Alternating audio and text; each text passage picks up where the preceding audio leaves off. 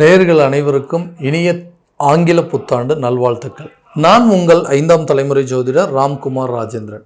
இன்னைக்கு நம்ம பார்க்க போகிற தலைப்பு, மீனராசி அன்பர்களுக்கு இந்த 2025ஆம் ஆண்டு ஆங்கில புத்தாண்டு எந்த விதமான அற்புதங்கள் மற்றும் சிறப்புகள் கொடுக்க போகுது அப்படிங்கிறத இந்த காணொலியில் பார்க்கலாங்க.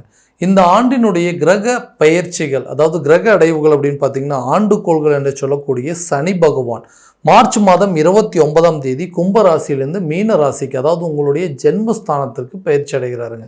அதே நேரத்தில் இந்த குரு பகவானானது மே மாதம் 14ஆம் தேதி ரிஷப ராசியிலேருந்து, அதாவது உங்களுடைய ராசிக்கு 3ஆம் இடத்துலேருந்து 4ஆம் இடத்திற்கான மிதுன ராசிக்கு பயிற்சி அடைகிறாருங்க.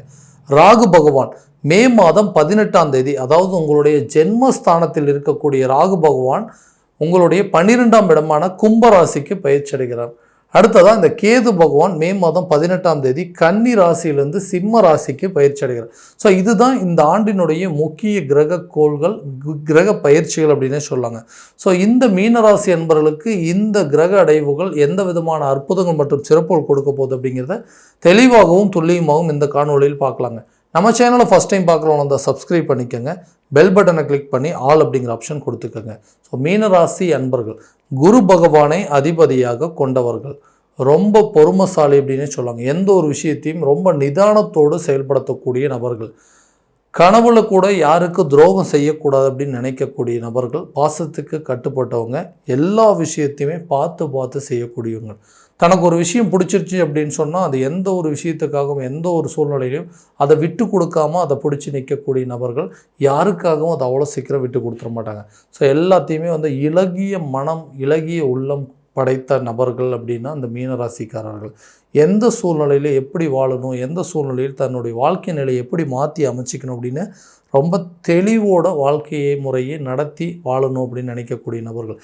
இந்த நபர்களுக்கு சில வருஷங்களாக பார்த்தீங்க அப்படின்னா வாழ்க்கையில் நிறைய ஒரு விதமான ஒரு பதட்டமும் ஒரு பயம் அப்படிங்கிறது எல்லா விஷயத்திலையும் கொடுத்துட்டே இருந்ததுங்க. ஏன்னா எதை தொட்டாலும் நஷ்டம் ஆகுதுங்க. எந்த விஷயத்தையுமே என்னால் தைரியமாக இறங்கி செய்யவே முடிய மாட்டேங்குது. ஒரு விதமான பதட்டங்க. நம்ம ஏதாவது செய்ய போய் அது தப்பாக மாறிடுமோ, நம்ம ஏதாவது பேச போனால் அது தப்பாக மாறிடுமோ அப்படின்னு சொல்லி தனக்குள்ளேயே சில தாழ்வு மனப்பான்மை அப்படிங்கிறது ரொம்ப அதிகமாகவே உருவாயிடுச்சுங்க. தடுமாற்றம், அந்த பயம், பதட்டம் எல்லாமே பார்த்திங்கன்னா ரொம்ப அதிகரிச்சுட்டே போயிட்டுருக்கு நாளுக்கு நாளுங்க. மன உளைச்சலும், அதாவது தேவையில்லாத விஷயத்தில், அதாவது எனக்கு இருக்கிற மன உளைச்சல் என்னால் வெளியே சொல்ல முடியாத அளவுக்கு சில சூழ்நிலைகள் இருக்குங்க. கடனால் தேவையில்லாத அவமானங்களை அப்படிங்கிறது சந்திச்சாச்சுங்க. அந்த கடனை அடுத்தவங்களுக்காக வாங்கி கொடுத்து அந்த கடனுக்கு இன்றைக்கி நான் வட்டி கட்டிகிட்டு இருக்கேன். நண்பர்களை, அதாவது யாரையுமே நம்பி என்னால் எந்த விஷயத்தையுமே சொல்ல முடிய மாட்டேங்குது. யாரையுமே என்னால் நம்ப முடியல. ஒரு நண்பர்களாக இருக்கட்டும், கூட இருக்கிறவங்களாக இருக்கட்டும், சொந்த பந்தங்களாக இருக்கட்டும், ஒரு சில விஷயத்தை என்னால் பேசவே முடியாத ஒரு சூழ்நிலை அப்படிங்கிறது. வேலையில் செய்யாத விஷயத்துக்கு சில தண்டனைகள் அனுபவிக்கிற மாதிரி ஒரு சூழ்நிலை. தொழிலை ஏற்று நடத்த முடியாத ஒரு நிலை. திருமணம் அப்படிங்கிறது கரெக்டான ஸ்டேஜில் நடக்கல. இப்படி நிறைய கஷ்டங்கள் என்னை சூழ்ந்து இருக்குதுங்க. ஸோ இந்த விஷயத்தில் மீனராசியில் பிறந்ததுனால என்னமோ தெரியல, இவ்வளோ கஷ்டத்தையும் நான் கொஞ்சம் வருஷமாக அனுபவிச்சுட்ருக்கேன்.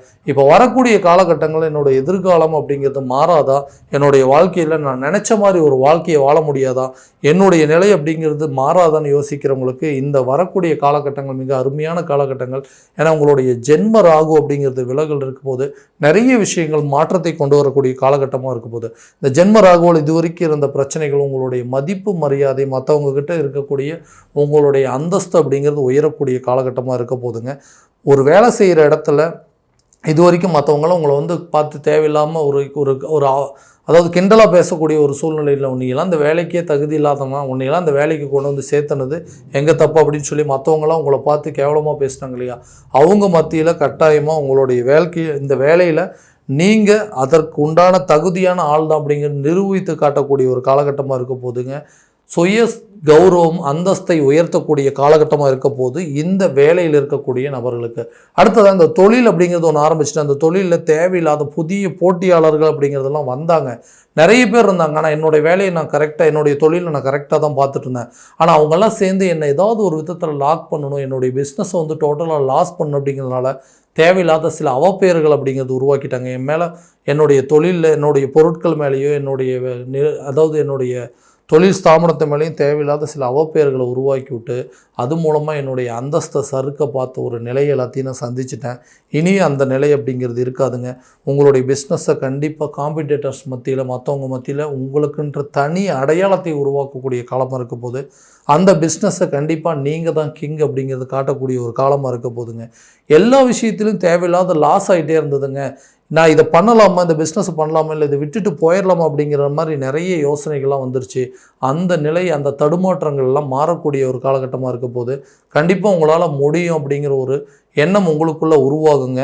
வேலையிலிருந்து வெளிநாடு சம்மந்தப்பட்ட முயற்சியெல்லாம் ரொம்ப நாள் ட்ரை பண்ணிட்டு இருந்தேங்க. ஃபாரின் ஆப்பர்ச்சுனிட்டி அப்படிங்கிறது எனக்கு இருக்கவே இருக்கா, இல்லை அந்த மாதிரி வாய்ப்பே இல்லாமல் போயிடுச்சா அப்படின்னு சொல்லி நிறைய யோசிச்சுட்டு அதற்குண்டான முயற்சியை நான் கைவிட்டுட்டேன். அந்த வேலையில் இருக்கக்கூடிய நபர்கள் வெளிநாடு சம்மந்தப்பட்ட முயற்சிகள் இந்த நேரத்தில் நீங்கள் எடுத்திங்கன்னா கட்டாயம் அந்த வரக்கூடிய காலகட்டங்களும் நல்ல ஒரு பெனிஃபிட் அப்படிங்கிறது கொடுக்குங்க. திருமணம் ஆகாத நபர்களுக்கு திருமண தடை அப்படிங்கிறது கண்டிப்பாக அகலுங்க. இது வரைக்கும் உங்களை நிறைய பேர் ஒரு மாதிரி பேசிகிட்டு இருந்திருப்பாங்க. உனக்கு என்ன ஒருவரன் கூட சரியாக விதத்தில் அமையவே மாட்டேங்குது, என்ன பாவமோ தெரியல, ஜாதகத்தில் ஏதாவது தோஷம் இருக்குமான்னு தெரியல, இந்த கோயிலுக்கு போயிட்டு வா, இந்த கோயிலுக்கு போயிட்டு வந்தீங்கன்னா உனக்கு கல்யாணம் நடக்கும்னு சொல்லி நிறைய விஷயங்கள் சொல்லிட்டு நம்மளை ஒரு மாதிரி அட்வைஸ் பண்ணுற மாதிரியே நம்மளை ஒரு மாதிரி ஏளனமாக பேசக்கூடிய ஒரு நிலைக்கு தள்ளப்பட்டிருந்தேன். இந்த திருமணம் சம்மந்தப்பட்ட தடைகள் அப்படிங்கிறது கண்டிப்பாக எனக்கு விலகுமான்னு கேட்டிங்கன்னா கட்டாயமாக இந்த 7ஆம் இடத்தில் இருக்கக்கூடிய கேது பகவான் உங்களுடைய 7ஆம் இடத்துலேருந்து விலகி 6ஆம் இடத்துக்கு பயிற்சி அடைந்தால் திருமணம் சம்மந்தப்பட்ட தடைகள் அப்படிங்கிறது அகலுங்க. திருமணம் சம்மந்தப்பட்ட யோகம் கைகூடுங்க. கூடிய விரைவில் இந்த ஆண்டிலேயே உங்களுக்கு திருமணம் சம்மந்தப்பட்ட அமைப்புகள் அப்படிங்கிறது கைகூடி வருங்க. புத்திரர் இல்லாத நபர்களுக்கு புத்திர பாக்கியம் ஏற்படுங்க. கல்யாணமாகி ரொம்ப வருஷம் ஆச்சுங்க, குழந்தை பாக்கியம் அப்படிங்கிறதே இல்லை. இதனால் மன உளைச்சல் அப்படிங்கிறது இருக்குது, குடும்பத்தில் நிம்மதி இல்லை, ஒரு சந்தோஷம் இல்லை, எல்லோரும் சேர்ந்து ஒன்றா உட்காந்து பேசுகிறதுக்கான சூழ்நிலை கூட இல்லாத அளவுக்கு இருக்குது அப்படின்னு யோசிக்கிறவங்களுக்கு இந்த குழந்தை சம்மந்தப்பட்ட பாக்கியம் அப்படிங்கிறது கட்டாயமாக கை கொடுக்குங்க. அதே நேரத்தில் கணவன் மனைவிக்கு இருக்கக்கூடிய கருத்து வேறுபாடுகள் அப்படிங்கிறது தீரும். எதுக்கெடுத்தாலும் சண்டை போட்டு இருக்க, திடீர்னு கோவப்படுறாங்க, ஒருத்தருக்கு ஒருத்தர் புரிஞ்சிக்கவே மாட்டேங்கிறாங்க, ஒரு நல்ல ஒரு அண்டர்ஸ்டாண்டிங்கே இல்லாமல் இருக்குது. ஏன் தான் இந்த திருமண வாழ்க்கைக்கு வந்தோம் அப்படின்னு நினைக்கக்கூடிய நிலைக்கு வந்துட்டோங்க.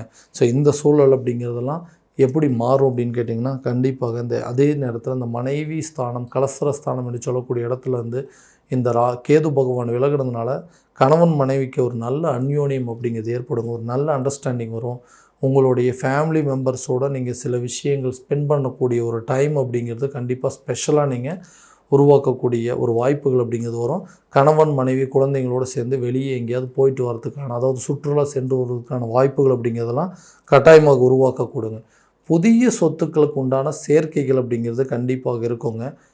நீண்ட நாட்களாக இருந்து வந்த, அதாவது இந்த வீடு கட்டுற வேலை அப்படிங்கிறது தடைப்பட்டிருந்தது இல்லைங்களா, அந்த வீட்டு வேலையை செஞ்சு முடிப்பீங்க.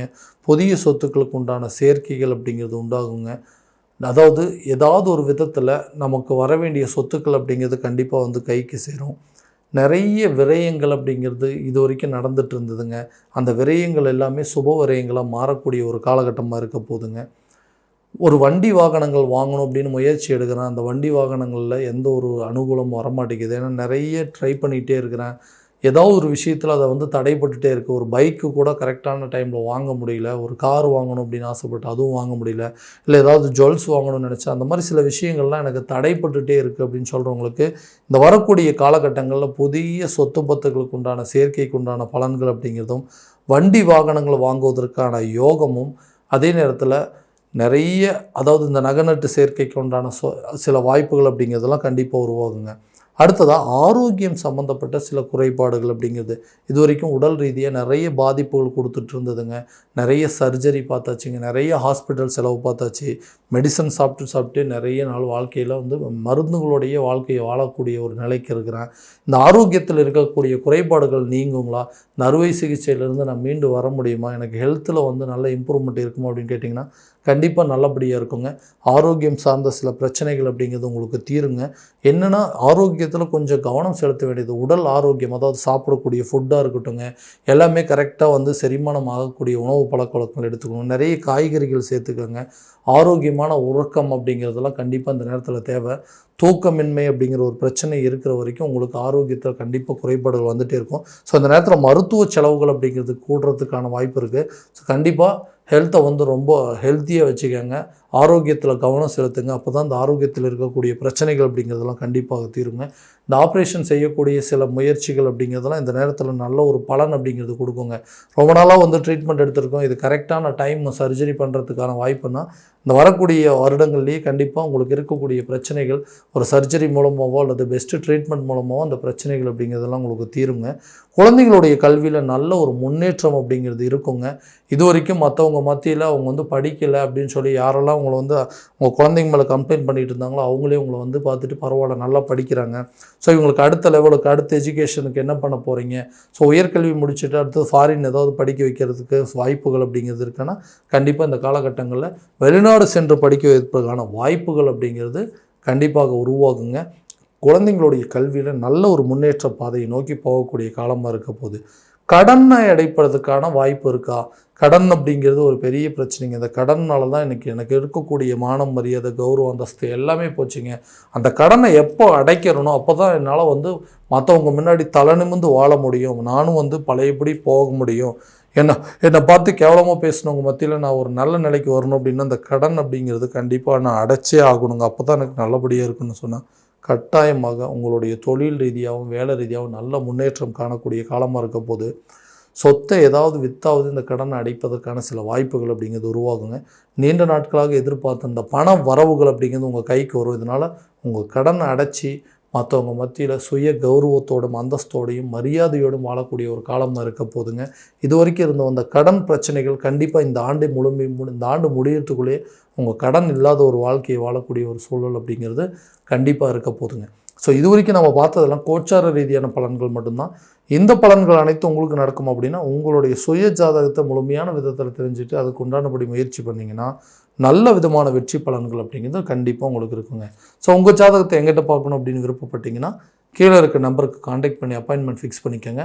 அப்படி இல்லையா உங்கள் ஜாதகத்தை வாட்ஸ்அப் மூலமாக அனுப்பிச்சி வச்சிங்க அப்படின்னா தெளிவான முறையில் கணிச்சு துல்லியமான பலன்கள் அப்படிங்கிறது உங்களுக்கு தெரியப்படுத்தப்படுங்க.